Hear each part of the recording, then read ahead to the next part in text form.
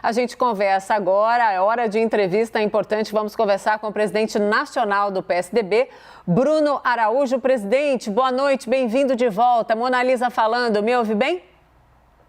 Ouço bem. Boa noite, Mona Lisa. Prazer enorme. Boa noite, Yuri. Boa noite a todos.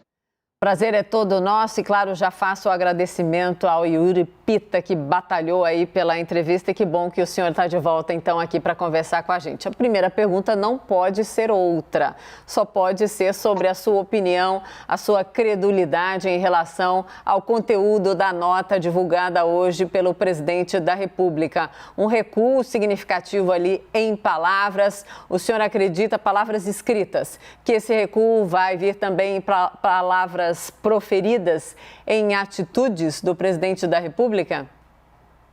Independente da posição que nós firmamos clara ontem de oposição aos atos autoritários do presidente, às dificuldades econômicas do país, desemprego, inflação hoje divulgada maior em 21 anos, nós não temos por que estar colocando gasolina nesse incêndio. Todo movimento que vem para serenar é positivo. Agora, temos que esperar a próxima reunião do cercadinho, a condução, a conclusão das lives e entender se isso vem para ficar. Se o presidente não tem sucessivas recaídas em relação ao seu desrespeito, em relação às instituições brasileiras e essa correlação de força entre os poderes. É esperar para ver. Está muito cedo agora. Óbvio que quem foi para as manifestações e tem nosso respeito àqueles que foram às ruas de forma pacífica, defender posições legais, lembrando que outros milhões e milhões de brasileiros ficaram em casa pensando na inflação, na dificuldade de tocar a sua rotina e as suas dificuldades reais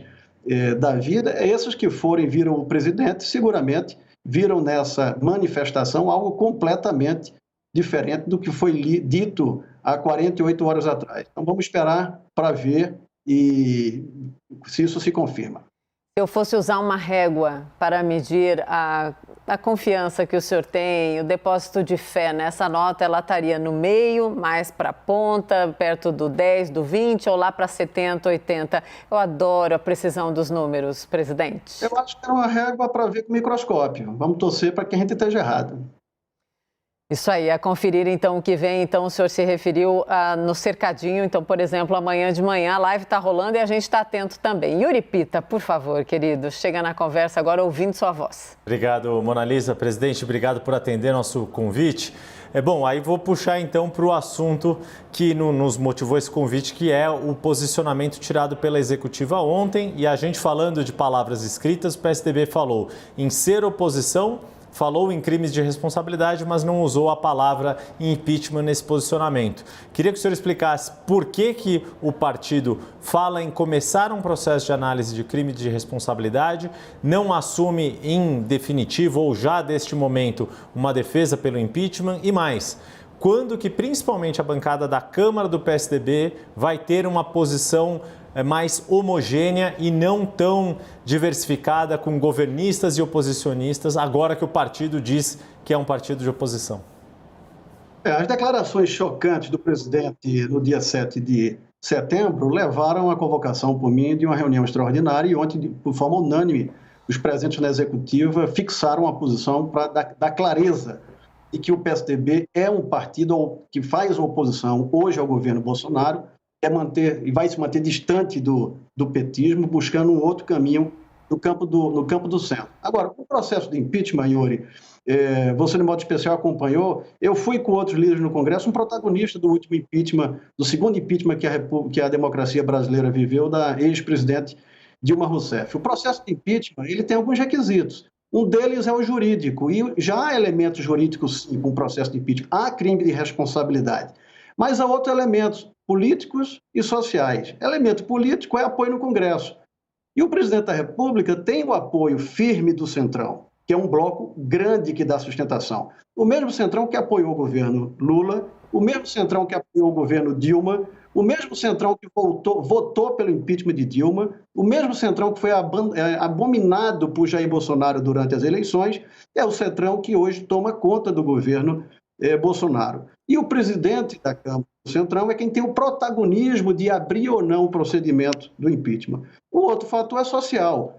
São pessoas, brasileiros nas ruas, demandando por isso. Ora, nós não temos, com a responsabilidade histórica nossa, como está estimulando brasileiros irem às ruas no momento ainda desse de pandemia. Então, nós temos a falta de elementos extremamente essenciais para o processo de impeachment. Mobilização popular e apoio no Congresso Nacional, que o presidente mantém com a força do Centrão. Por isso que isso é um processo que tem que ser acompanhado e monitorado. Ele hoje é mais retórico do que algo real que possa, de fato, acontecer. Agora, tudo tem acontecido com grau de velocidade nesse país, por isso que a bancada ficou com a missão de monitorar os acontecimentos e os fatos. Em relação a uma posição mais homogênea da bancada, claro que com a posição que o PSDB fixa formalmente agora de oposição, nós temos esses próximos meses, inclusive durante as prévias do PSDB, para começar a fixar a posição. Vai seguir no PSDB aqueles que vão apoiar a candidatura presidencial do partido, a candidatura do centro, longe do PT, e em algum momento isso vai afunilar para uma posição mais homogênea. Sim, presidente, o nosso time todo participa da entrevista. Por favor, agora a pergunta é da Renata Agostini. Renata? Boa noite, presidente. Presidente, os partidos de esquerda estão querendo conversa. Ontem, inclusive, teve uma reunião que foi ali organizada pelo presidente do PDT, Carlos Lupe, mas também por outros partidos de esquerda. Houve convite para partidos de centro, PSDB entre eles, mas no fim foi só a esquerda que sentou para conversar. De qualquer forma, há uma indicação por parte deles que gostariam sim de ver essa mesa maior, envolvendo PSDB, MDB, inclusive democratas. Vou me ater só à questão do PSDB aqui, e não do campo de centro como um todo. O presidente do PT, Gleisi Hoffmann, disse para a gente aqui na CNN que quer sim conversar, por exemplo, com o PSDB para fixar uma data única para que os partidos possam aí patrocinar esse movimento contra o presidente Jair Bolsonaro nas ruas. O PSDB, o senhor gostaria de conversar, aceita conversar, dar as mãos ao PT, o movimento de oposição a Bolsonaro? Não, mãos ao PT, o PSDB não participa. Agora nós dialogamos com todas as forças políticas. Nós não podemos deixar de dialogar com o presidente Bolsonaro, não podemos deixar de dialogar com qualquer um que queira conversar. O processo democrático exige isso, exige diálogo. Agora, o PT é um partido que historicamente interessa aqueles que apoiam as ideias deles e apoiam a eles. Nós podemos, de forma coincidente, entender que o sistema e a forma autoritária do governo Bolsonaro não faz bem ao processo democrático. Mas, da mesma forma que nós temos restrições claras ao modo do governo Bolsonaro se relacionar com a sociedade brasileira, falando só para a sua bolha e não para todos os brasileiros, como um presidente de uma nação de mais de 200 milhões de habitantes, nós temos nossas restrições ao PT, fez um grande mal econômico ao país. Nós vamos nos manter no campo do centro. Claro que todos aqueles que quiserem estar juntos para um processo de lutas democráticas, cada um faz no seu campo. Presidente, agora a pergunta é do Leandro Rezende, direto do Rio de Janeiro, também participa. Leandro, por favor. Obrigado, Mona Lisa. Presidente, obrigado por estar conversando com a gente aqui também. O senhor descartou caminhar ao lado do PT em eventuais manifestações aí contra o governo do presidente Jair Bolsonaro. Eu queria te perguntar sobre os atos desse final de semana que estão sendo aí liderados pelo Movimento Brasil Livre. O PSDB vai participar desses atos, as lideranças do partido vão participar e a militância vai ser estimulada a participar desses atos que estão sendo puxados pelo MBL, que podem ter, por exemplo, a presença do PDT agora já nesse final de semana, presidente? Nós não fizemos essa discussão, mas institucionalmente o PSDB não vai participar porque não discutiu. Mas nós recomendamos a todos os filiados, são 1.300.000 filiados do PSDB, que de livre-arbítrio decidam o que se devam participar. Agora, uma recomendação de absoluta cordialidade, de forma pacífica e com uma grande recomendação, a recomendação do cuidado sanitário. Nós temos ainda um processo de pandemia, o país já tem um razoável índice de vacinação, mas longe do que é necessário para garantir o fim desse ciclo da pandemia. Então, não é responsável da nossa parte, nesse momento, mobilizar, estimular a população e as ruas, quando nós estamos lutando contra esse vírus, vacinando ainda a população. Agora, claro que todo e qualquer afiliado é livre para exercer essa posição. O que nós pedimos é um movimento pacífico, absolutamente sereno e com cuidado sanitário que esse momento ainda exige. Yuri Pita, mais uma pergunta, por favor. Queria assim, obrigado, Mona.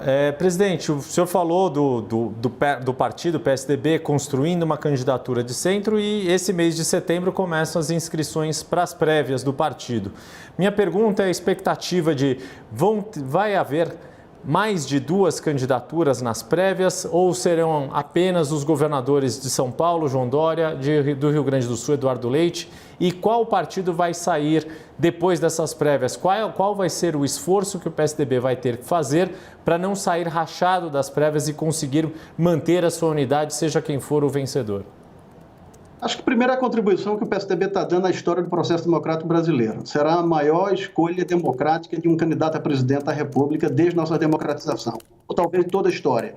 Vão votar 1 milhão, estão habilitados 1.300.000 filiados, 4.000 vereadores, 500 prefeitos, 500 vice-prefeitos, 100 deputados estaduais, 33 deputados federais, 7 senadores da República, 1 ex-presidente, 3 governadores.